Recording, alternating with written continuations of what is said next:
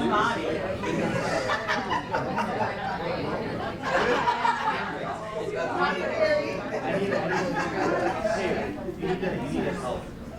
right, good morning, guys. We're going to get started here. Thank you all for coming. First off, I just have to mention we've got Dunkin' Donuts in the back, so please eat those up because God knows I don't need any more at my office. We got coffee back there too, so feel free to grab some. Thanks again for coming. This event is the Social Media Breakfast sponsored by the Center for Innovation and Entrepreneurship at MSU, Region 9 Development Commission, and Auto Media Group. So today we have Mark Bietz coming in to speak from Fun.com, and he's talking about audience-specific marketing. And I don't believe he has a presentation, so it's going to be very Q&A. So prep some questions. And this is actually, I think, the second time that we've had Mark come. Mark was our first speaker, and we're just eclipsing the 2-year mark for Social Media Breakfast. Yeah. Thank you guys for keeping it running, and without further ado, here's Mark. Brooks got it. I was gonna do an interpretive dance about marketing. I don't think. Can you guys all hear me? Can you hear me? Can you hear me? Okay. Yeah. Yeah. I don't need a. I don't think I need a mic then. How's everyone doing? Good. Good. All right. So, like Wes was saying, I'm from Fun.com. I've been with the company for about 8 years. Prior to joining Fun.com, I had a small internet marketing company that I started up in college, and just to help small businesses, medium-sized businesses around southern Minnesota with their website presence, digital marketing efforts. After that, then I went and led a bunch of digital strategy at Rasmussen College, and we grew quite a bit there. And then after that, about 8 years ago, I joined Fun.com. Started when we had, I think, about 20 or so employees, and now we're up to about 180 employees and 2,000 seasonals. So my job was to just make sure that we grow and make money. So that's what I've been doing. I'm still in that same job, fortunately, yeah. So I think getting started here, I would love to be able to just learn about a couple of your guys' businesses and kind of go back and forth and figure out how we can increase your marketing efforts and either get costs down, spend more so that we can grow, and then how to segment audiences to get the customers that you want. So does anybody want to volunteer their company? Tell us a little bit about it. Okay, great. Hi. Hi, I'm Mike. I'm with Aero Ace Hardware. Okay. So we are an independently owned chain of hardware stores connected with Ace Hardware, of course, but we have 8 locations in southern Minnesota. And I actually came here today because we do have a couple events coming up, and I'm marketing them right now, and it's kind of a challenge. You know? We've got like a barbecue event coming up. All right. And trying to get people to buy tickets, come in, and we're having a big event. Okay, absolutely. So, I guess first off, who is your core customer, and who are the customer? Which customers do you love? Well, our core customers really kind of they're probably more like the 45 to 60 age. That is our core customer. All right. We're very actively seeking out younger customers because you have to replenish all of your customers eventually. Yeah. But so we're targeting 30-year-olds, families. Okay. Those kind of things. That sounds good. And so with this event that you're bringing, what kind of outside of the free food, is there going to be another value add? Are we going to be doing some DIY stuff, or is it just come out, barbecue, meet the employees, that type of thing? Well, we have 2 events on one day. Okay. So we're going to have a fundraising event. It's at 11 till 1:30, and we're actually cooking and we're selling tickets, and all the money's going to the St. Peter Food Shop. Okay. So we hope to raise $1,500 to $3,000 doing that. That's great. And then later on that afternoon, we're going to have a barbecue class. And so the class is a 3-hour class. We're going to teach people how to, grill on different grills. We're going to be teaching different types of food to grill. And it's 3 hours. So, Okay. and then we're gonna eat too. We're eating all the food. Okay. A lot of eating. Nice. And some breaks too. It's not 3 hours straight. So All right. What city is this going to be in? this is gonna be in St. Peter. Okay. So I guess right off the bat, you know, you can pretty much get an ad in front of everybody in St. Peter on Facebook for probably a few $100. So like the way that I would probably approach the event marketing stuff is kind of how I approach a lot of different marketing efforts. So it's kind of starting at like, is this? There we go. Permanent marker. I'll be here forever. Alright. So,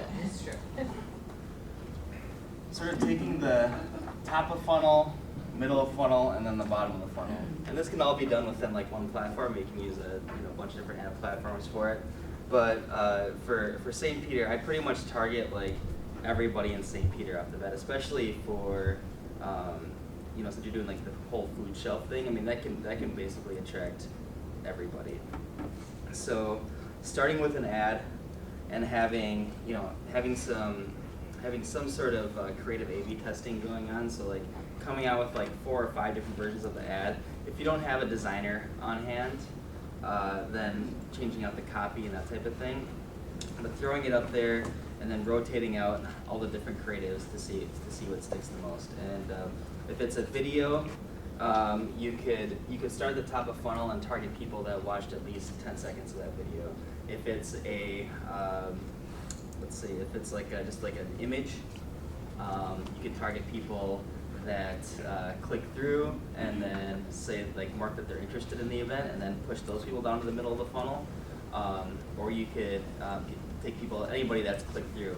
And so anybody that's taken any sort of action on your ad, you want to start putting them and advertising to them a little bit harder, change the frequency and up the amount of dollars that you're spending on those people that already showed a little bit of interest in the event. And so mostly it's clicks, and that's going to give you, let's say that you show it to everybody in St. Peter and 5% of the people in St. Peter end up clicking through because they're interested.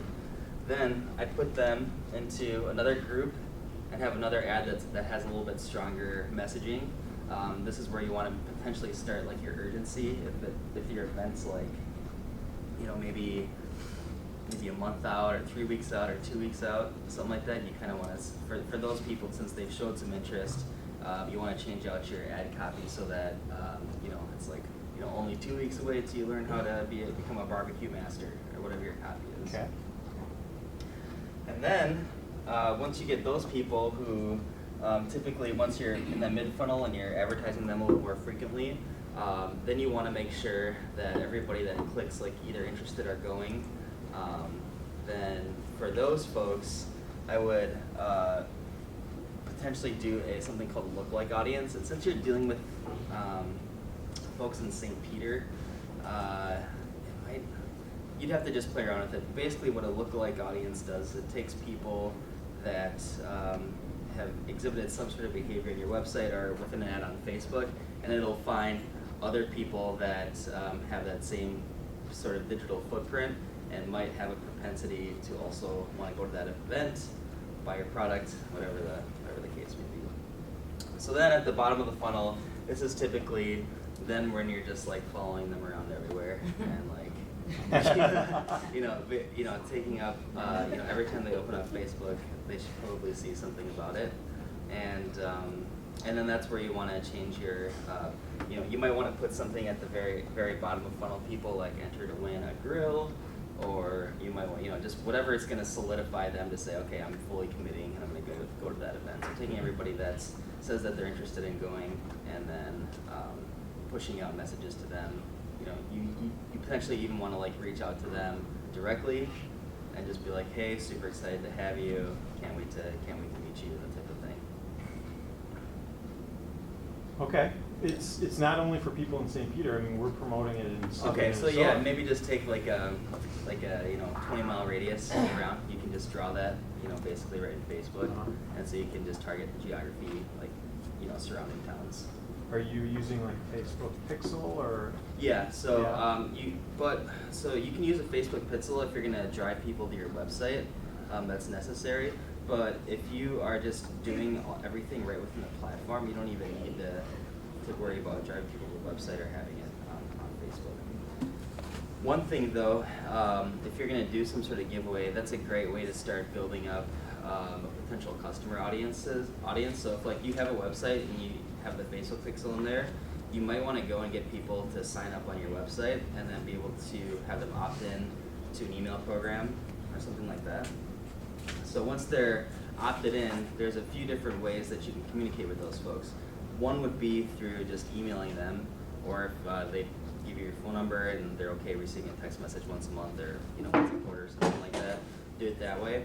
But once you start building up that list of people that are prospects that will potentially shop at your business, you can use that same sort of look-like technology that I was talking about, upload that list into Facebook, and it'll find other people that look like them from a demographic standpoint or from like a digital footprint standpoint.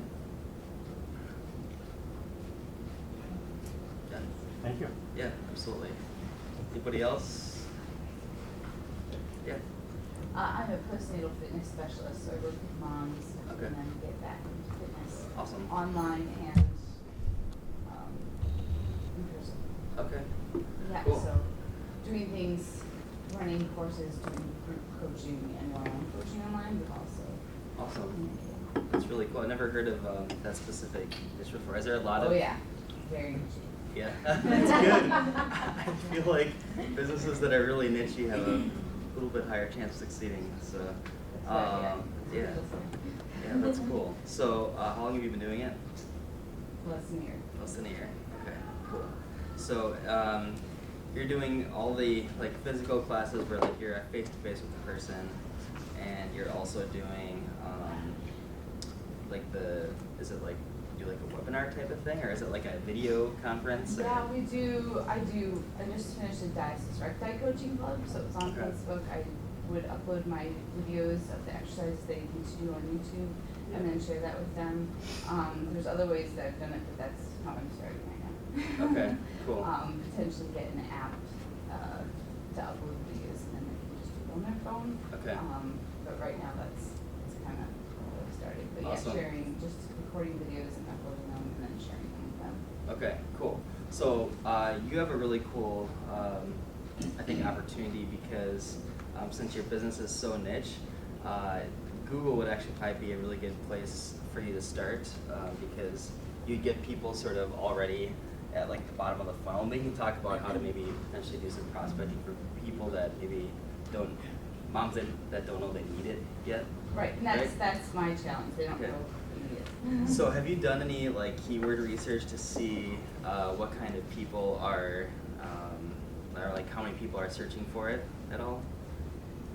I get in a little bit of trouble because sometimes I'm following people who are like me, Yep. as opposed to following the moms who need me, and knowing what hashtags and things that they're searching. Sure. So not just like postpartum fitness. So postpartum fitness would be one. Yeah. Mommy tummy, like just like so a Yeah. little bit, but Yeah. that is kind of where I'm like stuck. Okay. Knowing those key things that All they're right. looking So like one of the first things I would probably do if I was running marketing for your company would be to go and figure out what the market size for people that are searching for this product or this thing in your area.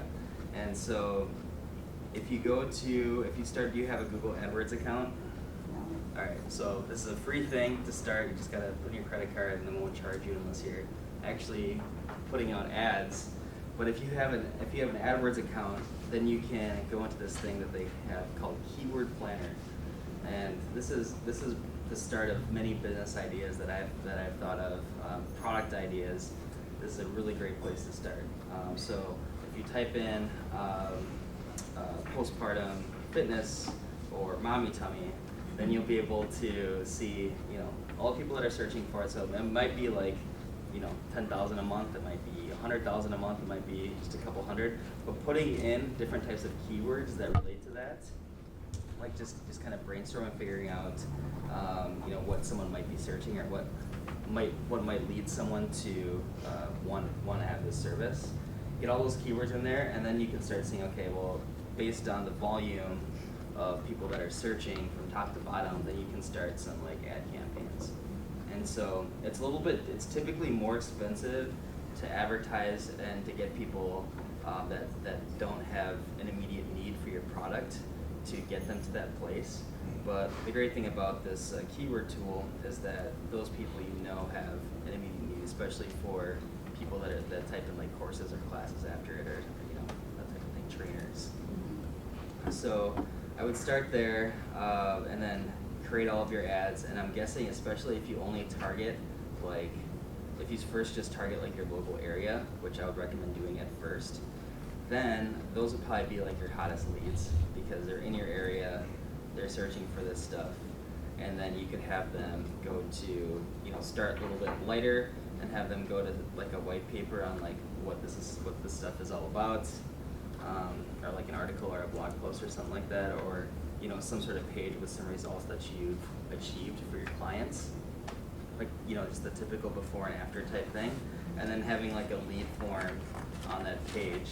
So like going into AdWords, going into Keyword Planner. So like the first step is doing your keyword research, coming up with that list. This keyword research is going to, flow into a few different things. So first off, from an SEO standpoint, like this should be, based on the volume of the keywords and the competition levels that I'll show you. This should determine like the hierarchy or like your website information architecture. And so like these are the pages and these are the keywords that you want to be targeting. So you want to make sure you have a ton of content around all these types of keywords. So I guess like site nav pages. And then once you get all the content, so the way Google ranks sites is based on their ability to see how well that this page is going to satisfy a user. That's their number one goal. This is why they exist outside of like making money, but this is how they exist, is by satisfying users and making sure they're getting served the right content for the keyword that they're putting in. So after you get all those pages built and all those keywords, now you have landing pages for all the different ads you're going to create. So the next step would be to create ads.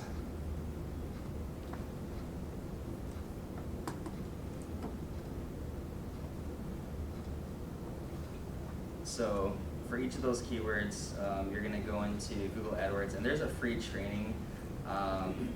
There's just like an free AdWords certification. My whole marketing team, typically we don't have a ton of people that have a lot of experience coming in, so this is like one of the first things that we have them do is do this AdWords training along with like Google Analytics training. It's all free, and it's really good information. So once you get your ads created, throw them up, and then just set some small budgets in place, whether for each campaign, whether it's like $5 a day or $10 a day or something like that, just to get started, and then you can start getting people into your site. But the biggest thing I would say is, from a creative standpoint, is making sure that you give them a reason to give you their contact information right away, so you can start like the calling process and prospecting process. So I guess that would be the first thing I would attack, and then once you start to get enough people that are signing up for your email program and that type of thing, then sending out emails and just continuing to, it's like yours is like an education business, right? Yeah. So if you're seen as that expert and you're giving them that content, you're gonna be the first one that they go to. So you're giving a lot of stuff away for free, kind of right away. But after a while, they'll hopefully come around and be like, all right, I'm gonna take the next step. And so like for all the education pieces that you're creating on, whether it's like an exercise program or a nutrition program or whatever the case is, at the end of like each piece of content that you're putting out there, do you want more information or would you like some help or whatever, having your info below and having them contact you. All right, so I guess there's that step, and then moving on. once you have like, you know, a little bit of an email address list built up, or like contact information, then you can start figuring out how to get people from, you know, the top of the funnel that are just, you know, maybe interested, down to the bottom of the funnel where they're actually contacting you. One of the ways that you can do that is, you know, once they've come to your website, make sure you have that Google Pixel installed, and make sure you have that Facebook Pixel installed. And so now every time that they come back to your website and consume a piece of content, or to your blog or wherever, then you can sort of retarget them.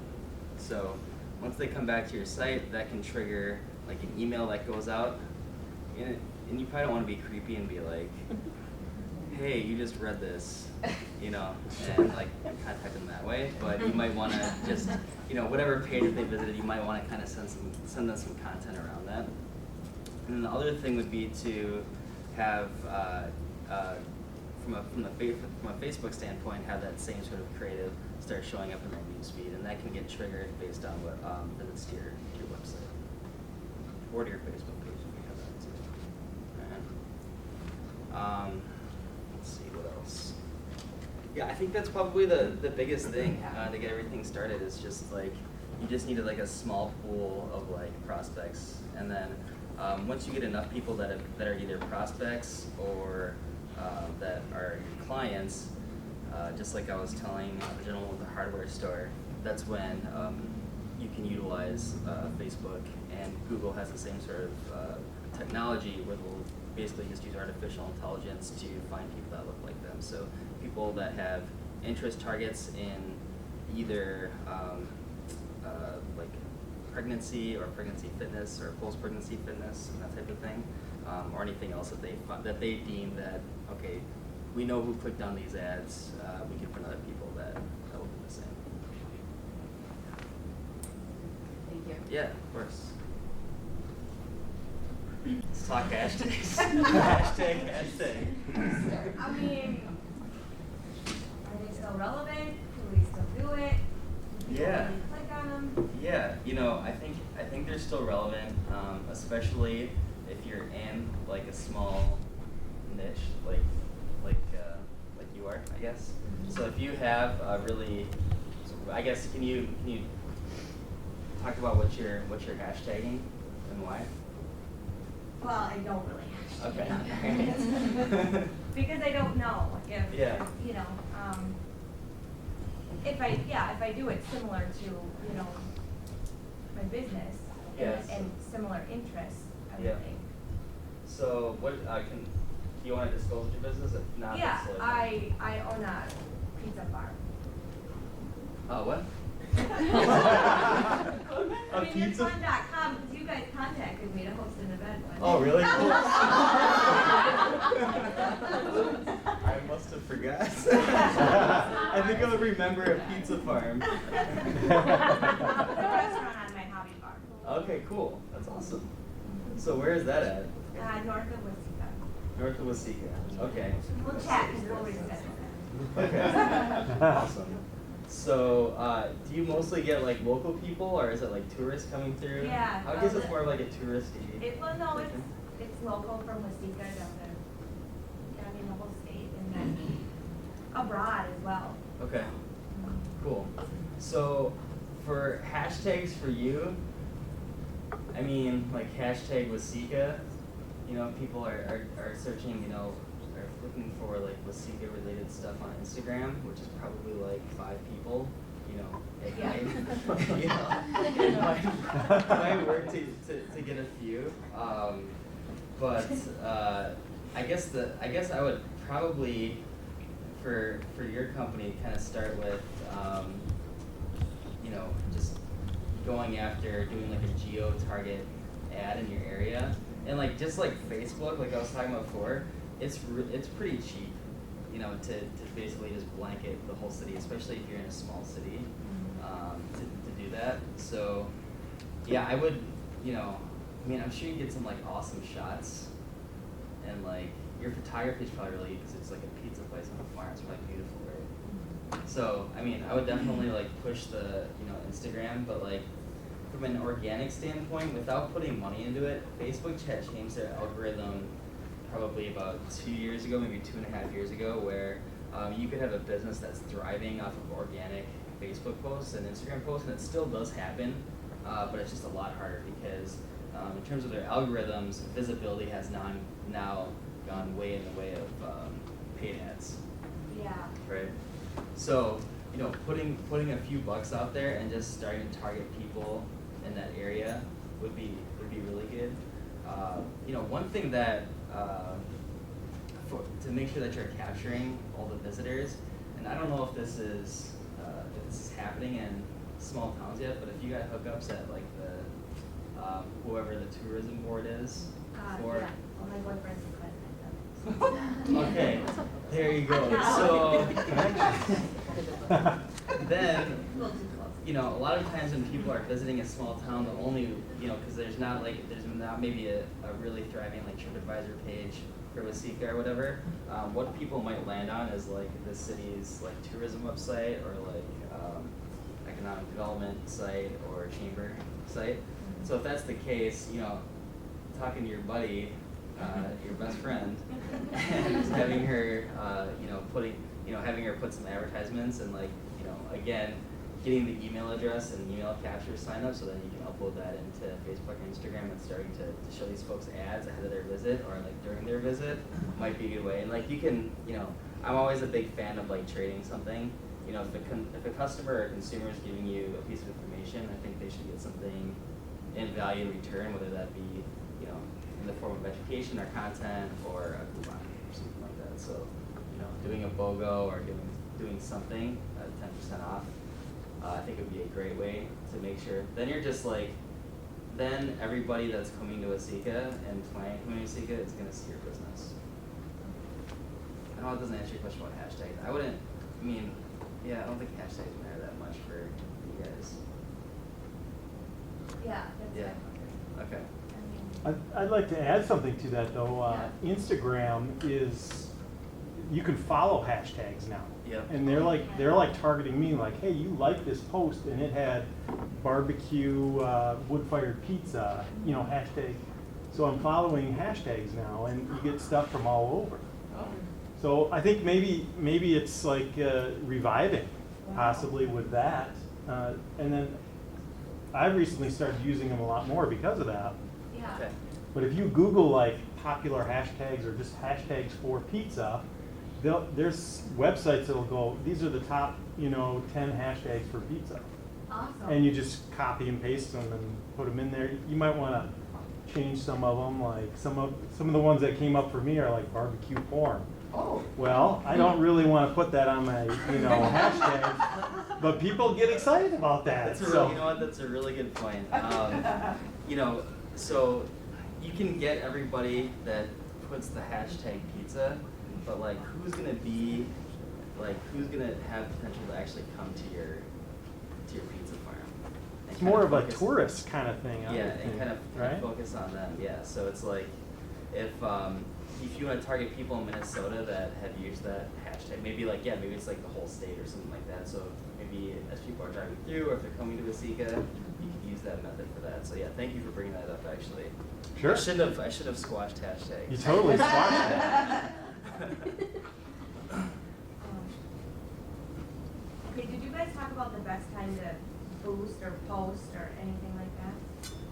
No, and it's different for lots of different businesses. Okay. So typically what I would tell clients and just people that I'm talking to is if you do have a website, even if you're getting just a handful of visitors, like when is your website getting visited the most? And then just use those time frames to start with. Mark, Yeah. there's also a tool on the back end of Facebook. If you can just Google it, they'll give you the step-by-step on how to find it. But there's actually kind of a heat map type chart that'll show you when people visit your page and interact with your posts the most. Absolutely. So Wes was talking about within Facebook, they'll actually tell you when engagement's the highest, like time, day of week, that type of thing.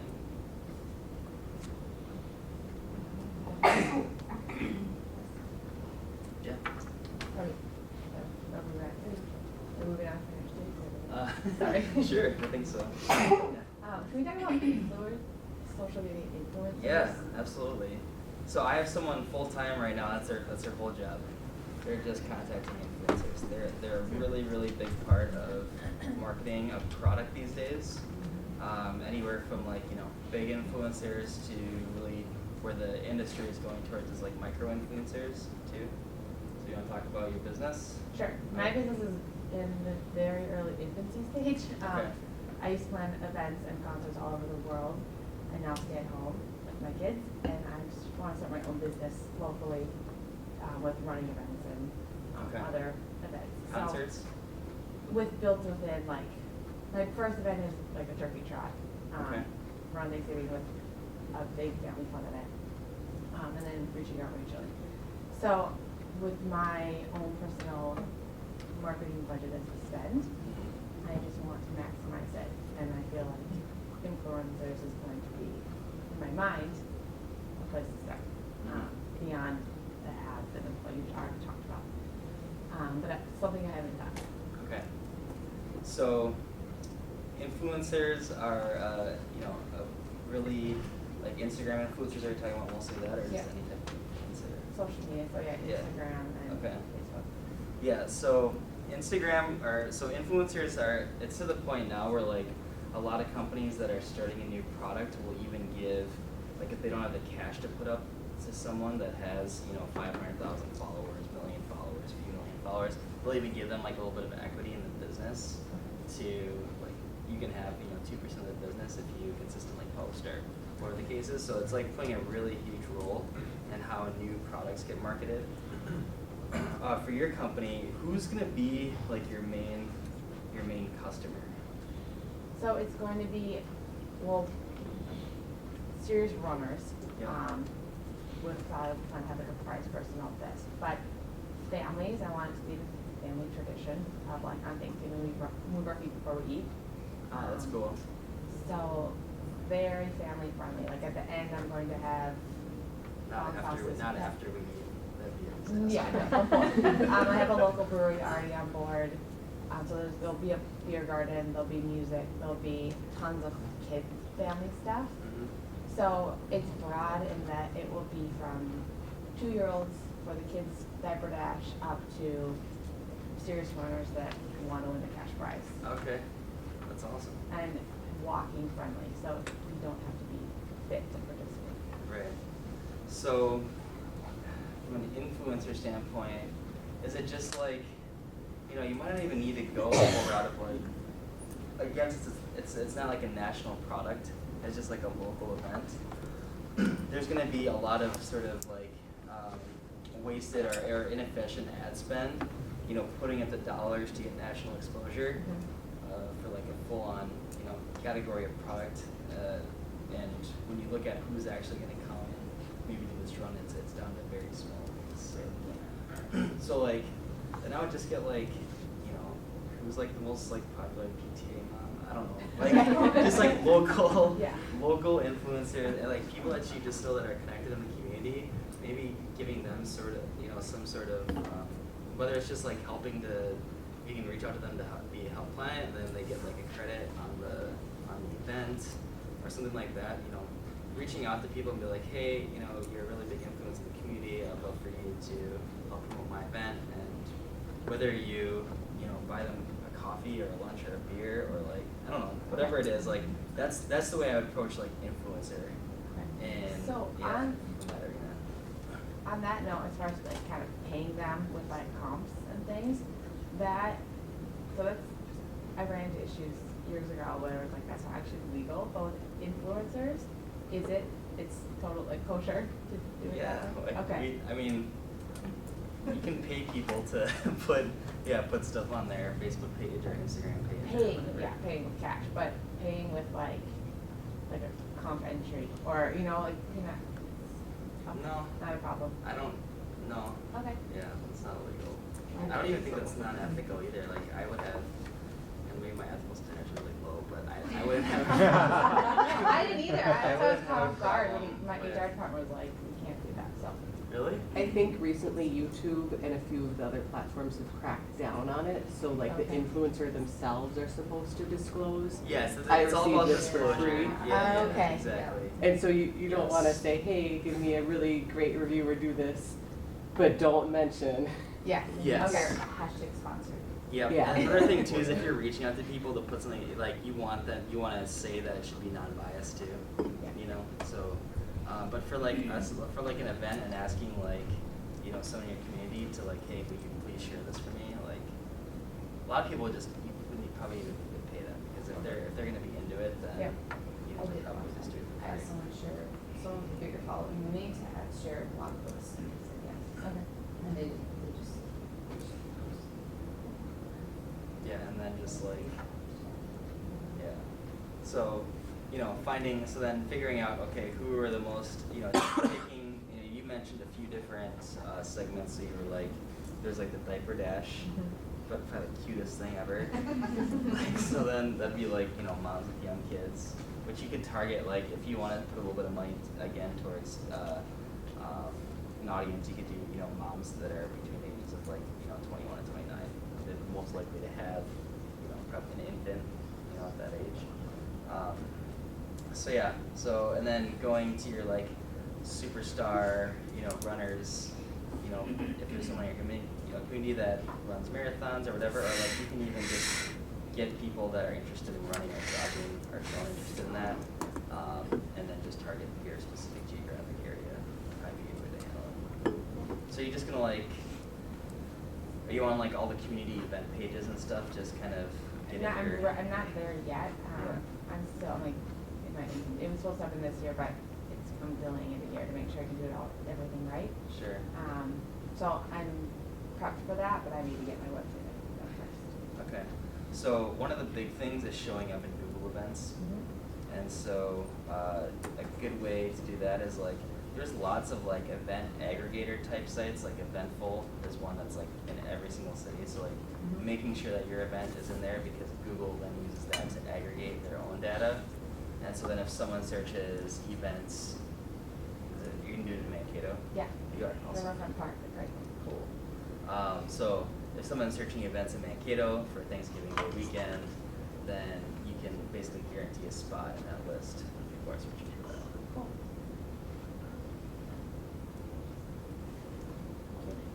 Okay. Anybody else at all? We're with Toki Babe. We do pouches that attach to soft structured carriers, so like baby carriers. Okay. So you don't have to carry a diaper bag when you're baby wearing, Awesome. which is nice. And all of like last year we've been doing Amazon sales, and now Yeah. we're working on more of expanding outside of Amazon. Yep. And so we're early stages of that. Okay. Cool. He's the brains behind it mostly, Yeah. and then I help. Well, it sounds more like they get to spend money on ads. That's more. I mean, we haven't done a lot of that. Sure. It's more like word of mouth and like Facebook groups and everything. So Yeah. um, That's awesome. yeah. So it's just like so like you have like a backpack and then it's like So it's something that you attach to So it's the- like it's like a fanny pack that you attach to like a baby carrier. So it's like a fanny you wear pack your attached baby to a up front, and carrier. then it like goes right here because then you can reach Ah, everything yeah. without Got having it. to carry a huge bag and a Nice. kid. Okay. You mean he's not carrying the kid? well.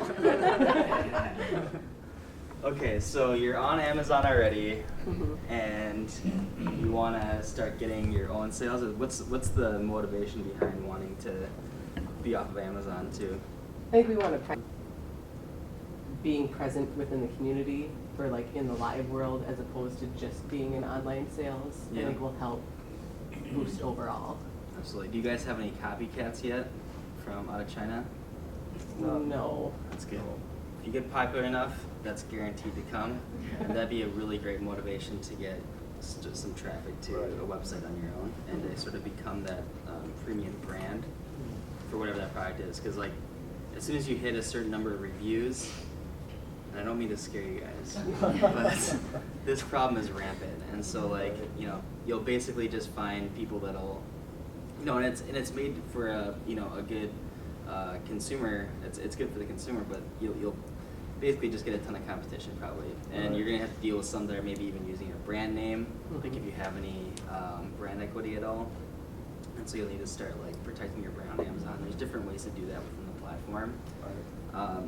But to start getting sales to your own site, so the tricky thing is that it's against Amazon's guidelines for you to drive anybody to your own property through Amazon, but you can have a lot of like collateral within like your shipments too that talk about your brand, like a sticker or a magnet. And if they can't say, you know, you're not supposed to even have it say .com on it, but I mean, people can obviously search it out. So like, if you're sending along, you know, some swag or whatever it is, just make sure it's branded, and then that's a way to start just getting customers that have bought from you on Amazon to seek you out elsewhere.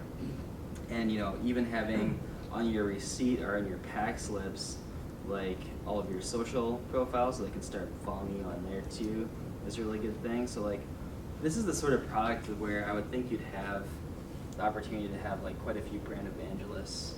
Like I could see moms and dads gonna be really excited about it. And so if you can make that happen outside of the Amazon ecosystem too, that's gonna just create, you know, it's just good for your business health in terms of creating some diversity of revenue that's coming in as well. So I guess, yeah, the way I would start is just, you know, making sure that, you know, spending, you know, a few extra cents in your packages, and make sure you have brand materials there so you can start to push people out of the platform, or, you know, if they want to, they might continue to buy from you on Amazon. I mean, there's a reason why they have like over 60% of all e-commerce transactions are happening on Amazon, you know, right now, because it's really easy and it's, you know, simple, and people already have their payment stuff in there. But for folks that, you know, start to really get into your brand, getting them outside of that and providing them some value too. So like, what I would do is potentially having like sales discounts. So you can't have, if you're selling on Amazon, you can't necessarily have an MSRP that's lower than what it's selling for on Amazon. You can't just be like, all right, I'm gonna charge, but you can run sales on your website. So having a sale that's going, so that if people are going over there, and if you want to discount the product a little bit to start getting your own website traffic, you can do that. And then I guess using the same type of approach. I mean, you have such a large audience. It's moms. Do you know, like, do you have any ideas like about some of the more deeper demographics about them in terms of like, are there other brands that they're interested in? So if you look at your Facebook page, you can see, you know, what other brands they like, and sort of get an idea of like who this persona is. Yeah. The brands all follow along with what's popular with baby wearing. So you've got your top like 3 or 4 baby carrier brands, and then it filters down from that to like products that are associated with them. So like a lot of the top brands will do giveaways and stuff. And so then they partner with other like cloth diapering like people and that kind of stuff. So awesome. That's locked down pretty easily. Yeah. Which is nice. That's great. So that you could leverage the customers of another brand, you know, so you can like target them with ads, but then just even reaching out to that brand for a partnership or a giveaway, that's huge. That's really great. Yeah, so that's a really, you know, and then that could potentially, you might not go as far as like selling the other people's products, but like to add value to your customers, if you're giving away, you know, other products that they might enjoy too. So like, it's just switching it and then kind of cross-pollinating between groups, between brands. It's really cool.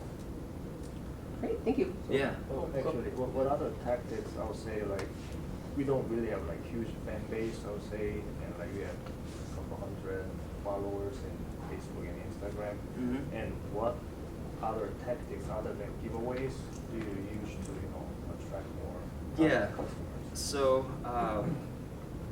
you know, is there any specific keywords that are using? So I guess what's the name of your brand again? Toki Babe. So Toki Babe. So since Tohi Babe has had some exposure on Amazon, do you just have like a branded PPC campaign going yet, so that people type in Tohi Babe? Are you showing up first and all that stuff? Yep. Okay. That's So, and then do you have the ability? Do you have like an analytics set up on your website, Google Analytics? good. Not yet, no. Okay, so that'd be like one of the first things to do, because then you can start seeing what people are searching to use to get to your website, and then those would be some of the keywords that you'd start with. Since you have like a brand new product that's not already well known in the market, you're not going to have a ton of keyword search volume for that specific product because people just don't know it's out there yet. And so getting there via ancillary keywords, like, I don't know if people are typing in like diaper carrying solutions, I don't know. But there might be some stuff out there where it's sort of close to your product, and it's close enough where you could actually make money bidding on some of those keywords. Right. So that would be one tactic that I would use. The influencer route, this would be a perfect candidate for doing the influencer thing. And what we've noticed is that you hear a lot of, especially if you go to a marketing agency, they'll tell you that, well, if the influencer has over 50,000 followers, you need to pay them $1,000 per post. That's not true. If an influencer is interested in your product and likes it, and then can help boost their own brand image because they're associated with some hot new product, a lot of times they'll just do it for free, and you just got to give them a couple samples, and they'll post it up for you. So just going on Instagram and searching for really popular moms, and just start one by one directly sending them and seeing who bites. But it does take a lot of time, but it's worth it, because again, a lot of times you don't have to pay for it. And so if you can get that right person, that has a lot of followers to post some really cool pictures, that'd be really good. And then once you start getting enough influencers, and they don't all have to be like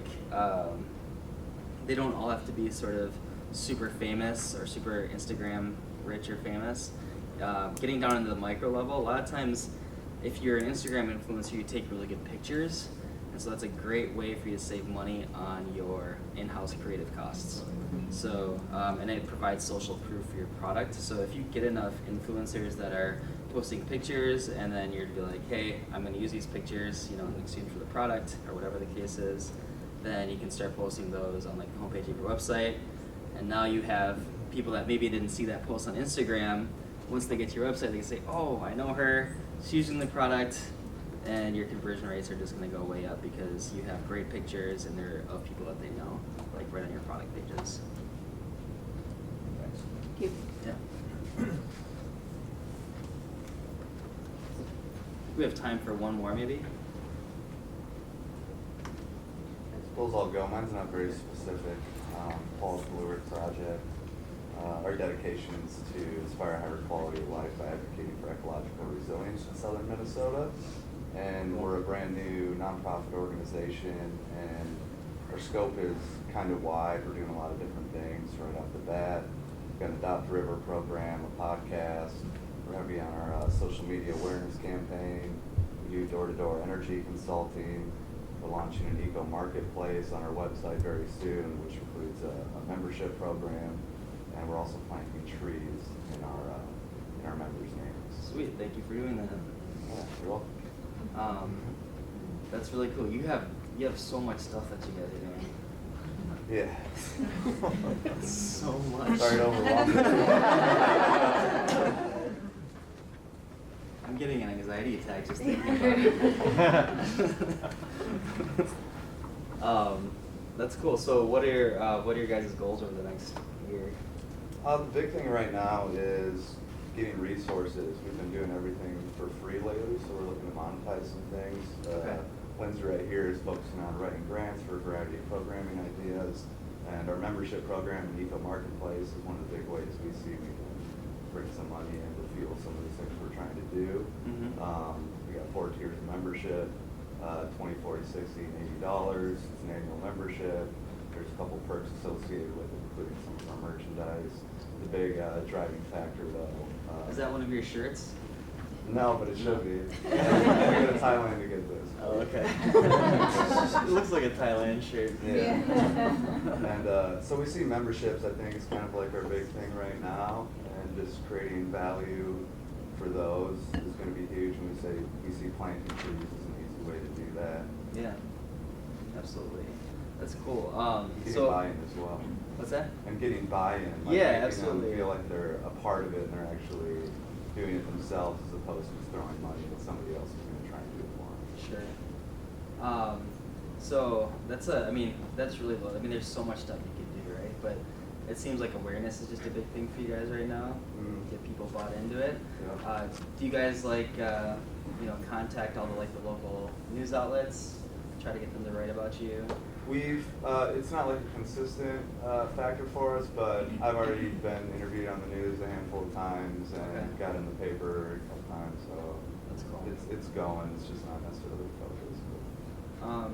One thing I would do, especially if you're trying to be like the steward of ecological resilience, getting students involved, I think is a really good thing potentially to do with that. So like, whether you take like an elementary school class to go plant trees with you, or like, maybe your college students, or partnering with the school and any of their environmental classes to go out and do a study with you or do something like that. Yeah. I mean, that seems like, because I think that would serve the purpose of, not only the people that are participating, you're doing something good and you're scaling out what you're doing right off the bat with the event, but that can produce, I think, some PR for you too, and get people more aware of what's going on. It's kind of tough because like you don't always want to just be like tooting your own horn like all the time, like look at us, look at us, look at us. But if you can get a lot of people involved in helping, volunteer, they can be doing that with you and maybe for you at some point. Yeah, one other thing we do is weekly street cleanups as well. So we'll have a little pop-up event where you just go pick a new spot each week and start Just digging cleaning up junk stuff. Yeah. That's so cool. Yeah. And Feel free to give me a call or shoot me an email.